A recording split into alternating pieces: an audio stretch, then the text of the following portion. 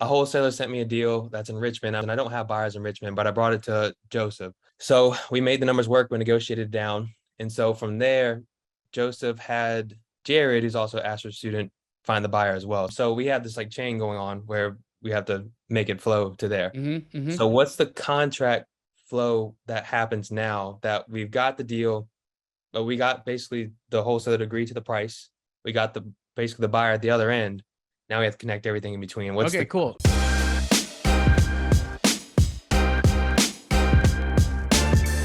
So has the buyer already signed the assignment?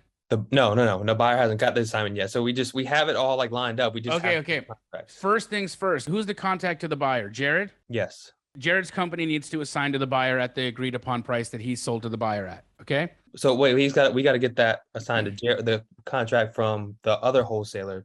Right. I'm giving you the flow. I'm giving you the flow. Okay. The reason why you start with the buyer is I don't want to go to an AC wholesaler and say, send me an assignment unless my buyer is solid, unless my buyer has signed a contract. So you start with sending the assignment to the buyer. You get the buyer to sign. Okay. Then you get the buyer to initiate their wire. You make sure the buyer is in motion. You don't want to send an assignment to a buyer and then all of a sudden they ghost you.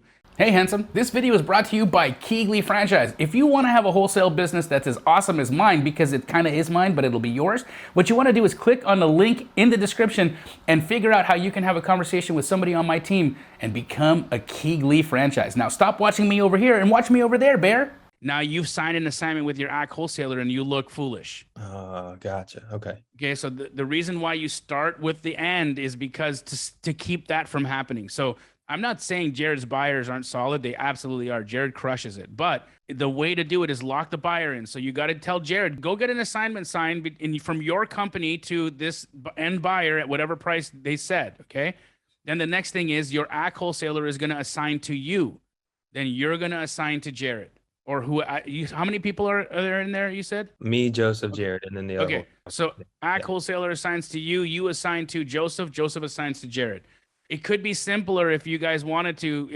I still think it's better for everybody to assign so that your money gets to you legally. Okay. So no, like the JV agreement wouldn't, if we put on the JV agreement to split it 3 ways, that's not the right way to do it. It depends on if the title company will accept the JV agreement. They don't always do it. So you need to check with the title company. Will they accept the JV agreement? And if they will, then Jared can just sign the assignment, or whoever can just sign the assignment. And then you guys can send the JV agreement and send it into title and they'll split the money up. Not every title company will accept a JV agreement to pay people out, though. That's the thing. Okay. Thanks for watching another one of my YouTube videos. Now it's your turn to go out and take some action. But before you do, like and subscribe to my channel because the law of reciprocity means you owe me.